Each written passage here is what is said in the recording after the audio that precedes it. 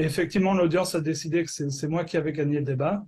Ce qui, c'est vrai, il faut l'admettre, est assez insolite. Gagner un débat à l'université d'Harvard aux États-Unis en défendant la position que le système chinois est supérieur au système américain, notamment sur la question de liberté.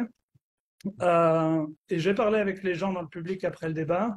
Il y avait beaucoup de commentaires sur YouTube et les gens étaient très majoritairement positifs sur ce que j'ai dit pendant le débat.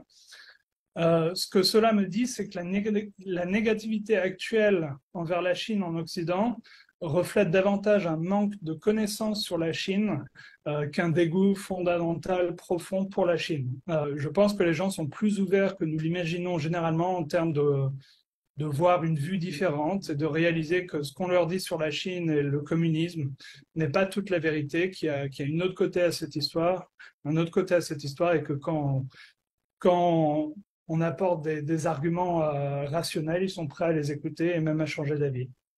对于现阶段的中美欧关系，贝特朗先生有着清醒的认识。他认为，美国现政府依然努力削弱中国，为中国的发展设置障碍。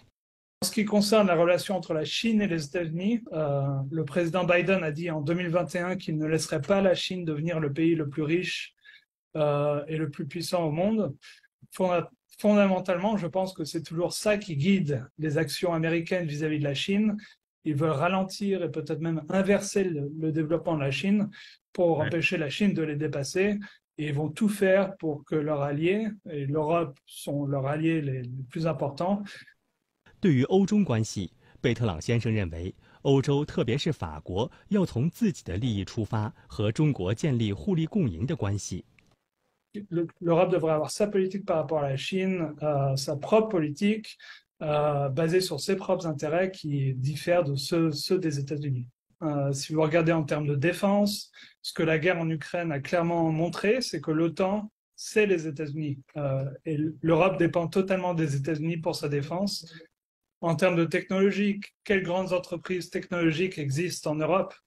Aujourd'hui, il n'y en a presque aucune, c'est fou. Donc l'Europe dépend des États-Unis de façon vraiment essentielle.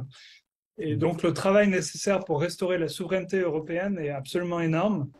贝特朗先生认为，中法之间有产生合力的潜能，中法都有互相感兴趣的技术。法国工业可以和中国工业在核电、5G 通信和物联网以及基础研究等多个方面展开合作。作为一个投资者，他看到了中国的潜力。如果中国有他感兴趣的项目，他会继续投资。